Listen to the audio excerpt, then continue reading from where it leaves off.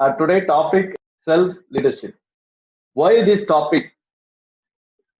In the Christian life, when you are started to walk with Lord Jesus Christ, when you want to do bigger things for the Lord Jesus Christ, when you want to partner with His kingdom, when you want to see the tangible evidence in your growth and your ministry, the one thing you have to learn is you must learn self-leadership. Okay, I want to tell you, self-leadership is not a selfish thing. Self-caring is not selfish thing, according to the Bible, because you cannot serve anybody with empty vessel. If you want to serve the water should be in your vessel. If you don't take care of yourself, if you don't enhance your knowledge, enhance your perspective, enhance your leadership skill, you cannot lead others. Very true. This is very true in the Christian life. Self-leadership is not a selfish thing. Leading yourself before leading others. Many times we fail in this area, but we learn the lesson later after 2 years, 3 years, 5 years. So this is what I want to talk to you. For leading yourself, there is certain things in your life you have to connect. Now, what are the things you have to connect? We'll go one by one. There is one verse, really it changed my perspective, my thinking, my whole lifestyle. Is that Isaiah chapter 1 verse 18, where God says, "Come now, let us reason together, says the Lord." So God is calling all of us to sit with Him and reason together. Suppose, for example, if God is telling Shankar Suresh, "Come, let us reason together," means what went on wrong, what is good, what are the things wrong, what is your moral value, what is your ethical dilemma, everything, right or wrong, good or bad, everything we can also reason with the Lord Jesus Christ. That's what real meaning of this verse. That means God is calling us, okay, come, let us reason together. Where you went on wrong, why it is not happening, why my mission is not growing, why I am not changing, why my transformation is not taking place, why I want to struggle every day in our financial things, why I was struggling in my knowledge, why I am struggling with this, all the things. For everything, God is calling, come, let us reason together. So today is the time that we are going to reason together along with the Lord. I know wherever one or two are gathered, our Lord Jesus Christ's presence is there. So we are going to reason with the Lord Jesus Christ. So along with me, Lord also there. So you can raise the question. You can say, you can ask the genuine things. These are the things I am going through. How we can overcome this. All the things. We can be very frank in this teaching today. Okay. Now, first thing, the Christian has to, that the leaders has to keep is your mind. It's very important. Many times we never take our mind seriously and we get into a lot of deception. The second things in our leadership life is 10% what happened to us. Other 90% how we react to what happened to us. Financial crisis come to our life. Ministry sometimes challenged in our life. This all the things put together, only life is 10% what happens to you. Another 90, no, on this struggle, how you react to that, that only rest of the 90% will show us. Think, okay, I have problem and you can live with that problem for another 20 years, that God one day come and redeem everything. Or you can analyze and listen with the Lord Jesus Christ. Lord, why this has happened to me? What is the remedy? What is the other way that I can come up from this problem? We can reason with the Lord and we can quickly come up. Either way, it is possible. Okay, that is what come, let us reason together. Okay, and so many things which you are going through that every Christian, one point of the time, they have gone through. I can guarantee that. No matter who they are, what kind of ministry they are doing, they all gone through what we are going through now. Okay, how they overcome, how they understand, that is a different issue. Now, this is a very important thing I want you to understand. Did you know no one can destroy iron, but it won't rust? Can. Likewise, no one can destroy a person, but his own mindset. Soldier for the Christ. Do you believe this statement that no one can destroy the iron, but its own rust? Likewise, no one can destroy a person, but his own mindset.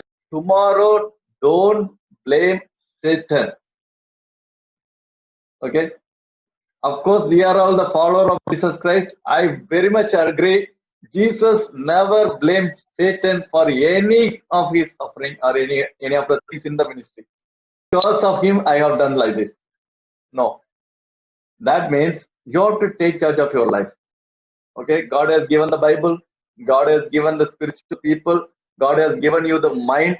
And God is always telling that you have to reason with him. So, no one can destroy you, but his own mindset. So mind is that powerful. Okay, mind is that powerful. I want to say, as a Christian leader, you have to guard your mind. How many of them are suffering for tomorrow today? Anybody? Tomorrow I have that money problem, this money problem, so you will not live peacefully today. So all things happen after marriage only. Before marriage, no worrying about tomorrow. The another thing is emotional intelligence. Because these are the things nobody teach you, but I want to teach you. That means you must understand God has created all the emotion. And God also have the emotion. Don't you not God get angry? In the Bible, don't you not God cry along with Jeremiah? Don't you not happy when one person saved in this year, the heaven is rejoicing? So happiness, angry, this all the emotion, he also have. That is what he created us in the very unique way. So then you should have the emotional intelligence to handle which God has given, implanted that emotion in our life. The ability to recognize that we have emotion. First, you must understand this. Okay, no matter how much, how long you are with Lord Jesus Christ, but all the emotion are true in your biology. Then you have to name them. What are the emotion I have? Angry, short temper, some kind of feeling, some strange feeling. So many things are coming. That all things we have to name them. Then control enough to enable us to choose how to behave. Okay, if somebody come and tell I have this thought and I was going through this kind of thing, I never suspect his faith or his lifestyle. I never come to the conclusion, no, he's a sinner. He's thinking about that. He's thinking this about this girl, that about this. He was thinking about the money for the ministry. This all the things. No, I will never get tension because that all the part of our biology. When I will question, no, when if you cannot control that, when the emotion is not under your control, it is somebody's control. That time I will question whether he is with the Lord or not. Not in the emotional way. Emotional is created by God. I want you to understand, okay? Because if you put everything under the carpet, then you will start to pretend. I have no feeling. I overcome everything. That all things, no, you can pretend. For how long? How long you will pretend? The stage will come. You have to face so many things in the public platform. Sometimes some leaders doesn't grow what? No, they don't want to face the world. They are very content with what they have. Okay, I have 10, 15 family. I will live another 10 years, 20 years. No, that is not for purpose God has called you. God has called you to do the bigger thing. That means the more the bigger thing, the more you should control your emotion. That is called emotional intelligence. Now, you have to either think or think. Okay? In this technological world, I want to, you have to come out from that comfort zone. Okay, that God will take care of everything. No doubt, 100%. But he will not come like a Hindu mythology that one day he will appear in your house and he will tell, okay, this much money. Because you are faithful servant, I will give this much dollar to you. Now you live. No, my God, Lord Jesus Christ will never do that. I'm telling you. No matter how much you faithful, He never bring any dollars to you in your hand. He will help. God want me to live. That you have to think. Otherwise, no. In the Christian life, you will sink. And once you sink, no, you will droning. Nobody will listen, care to you. So, as a self-leadership, this is a very important thing that you have to think always.